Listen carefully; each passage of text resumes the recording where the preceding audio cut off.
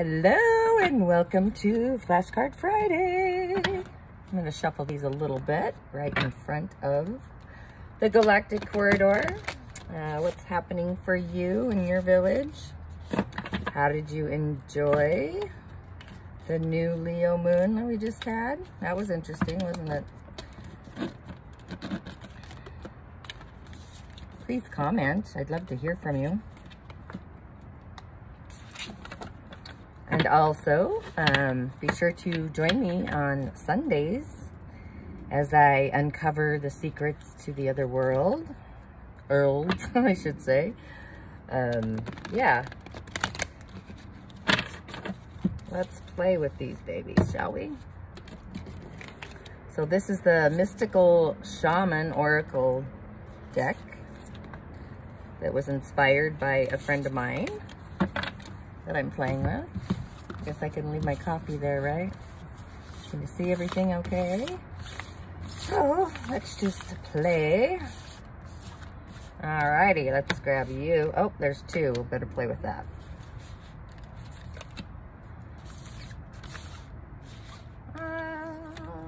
Yeah. Oh, are you two? Oh, I got two on both ends. How curious is that? Stay curious, right? Stay curious, my friends.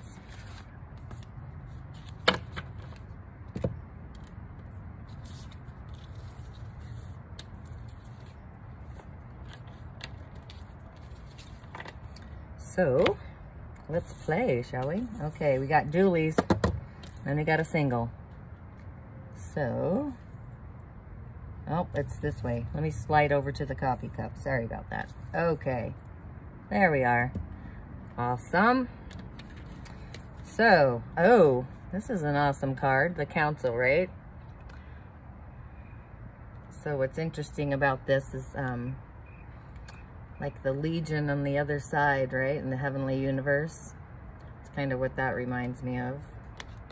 I've been working with my guardian and my gatekeepers. Oh. Oh boy. Sorry. We have the Sun, and we have the Council. So, curious, because we are in the season of Leo, the season of the Sun, which is exactly that, the season of the Sun, the gods, right? Ra. So what I love about the Sun, besides the shining, but let's chit-chat about the Council first, before we go into the Sun. So, this is about listening to your inner senses, which is more curious for me in general, but it's like discerning between the handwriting already being on the wall and embarking on a journey within ourselves and sincerely forgiving, and to actually like climb into our skin and challenge ourselves on a higher level, and just leaping forward. As far as the medicine aspect, the guidance needed is going to come and listen to the voices that come from within, and listening to our intuition, releasing the ego's nagging disruptions. And actually, I don't know about you, but on that new moon, I did offerings to my fairies, which, you know, they're right out front of my house. So I think it's a collaboration, just knowing that there are other beings and worlds outside of ourselves, and acknowledging the elemental realm along with those beings that exist in that time and space. And I think we all need to collaborate with that world, the world of spirit. But the Sun, so together, it's like to come out of hibernation. It's like coming out of your cave and just savoring the light, like your own inner star that shines. And to get out and play. Life doesn't need to be so serious. And a lot of people on lockdown, it's like loving yourself from within so you can shine your own light. But also to recognize maybe you're overshining your light, and that we need to embrace the night just as much as we embrace the day, because in the evening there are other gifts that we can utilize as well, and make friends with your shadow, and just shine on. So it's resisting, or not really resisting, but what do I want to say?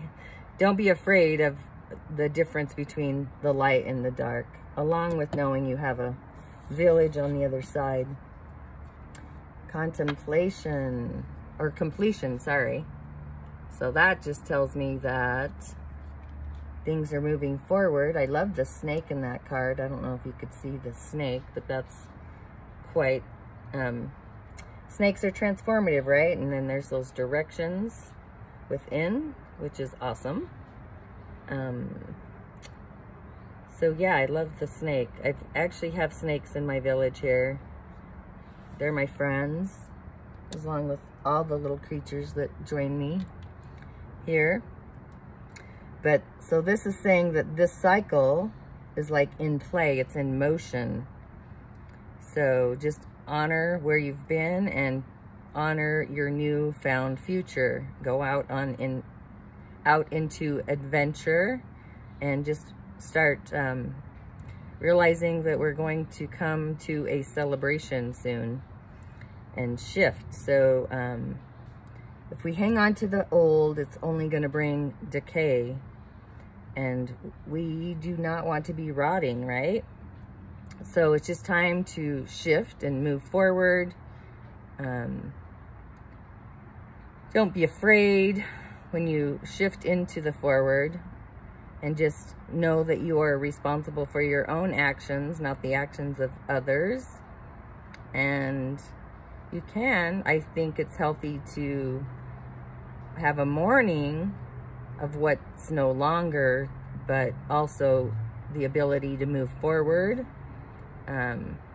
Just know the sun shines higher and brighter at midday, and it's no longer dreading the decline or into the dusk. So it's time and space is moving forward. And then we have, let's go with the top. Oh, isn't this awesome? The upper world.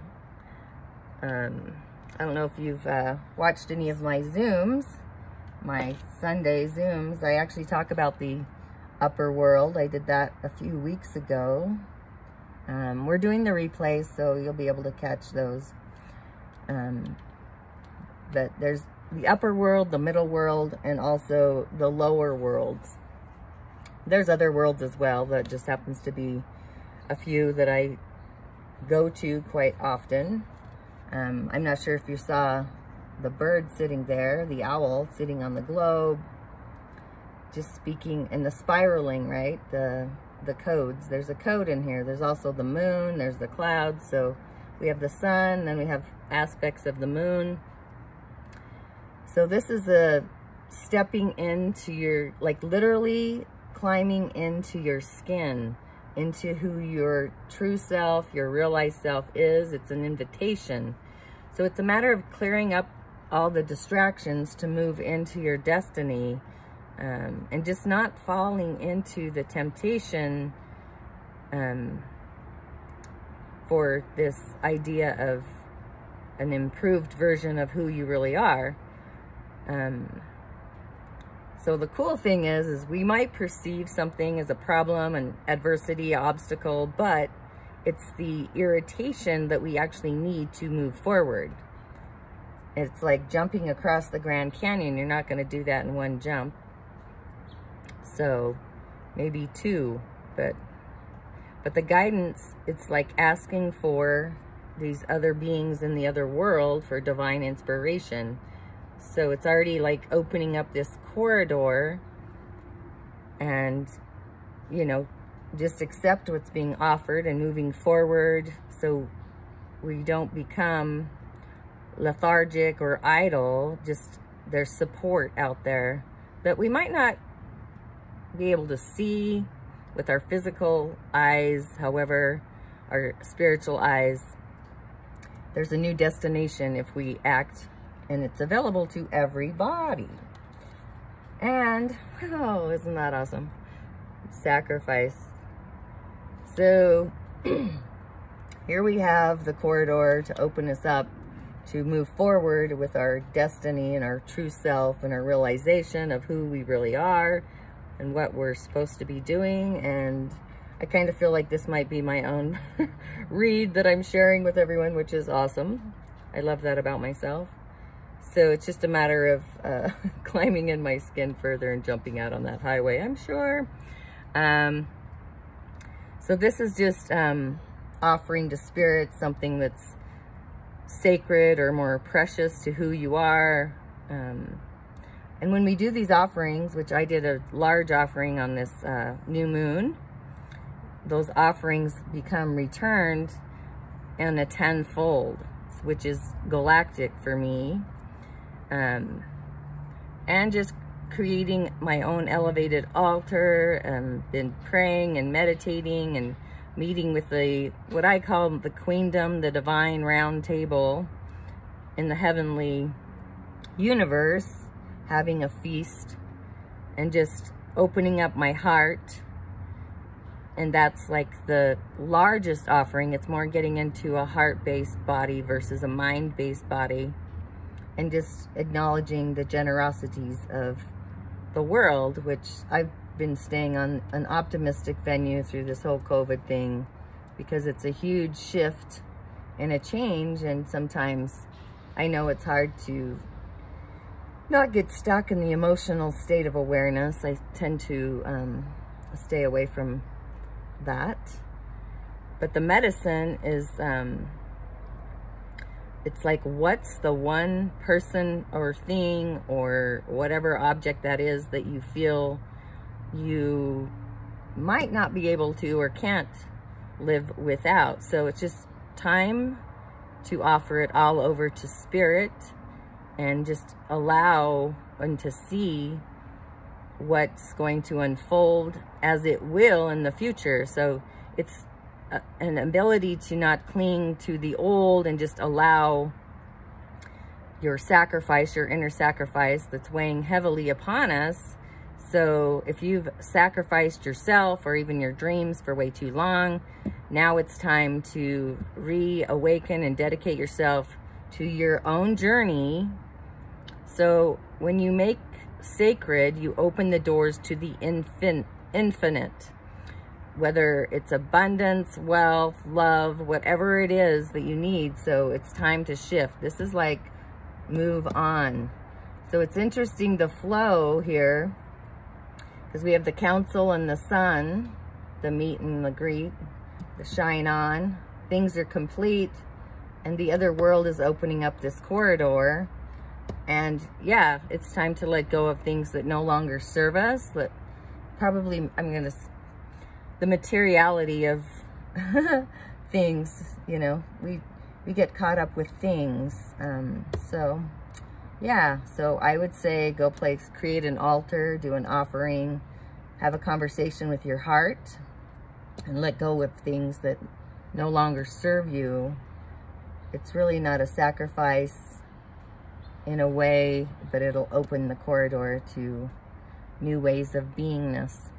So with all of that, thanks for joining me for Flash Card Friday. I hope to see you on Sundays for my Zoom. Subscribe, and I will see you on the other side. Ashe.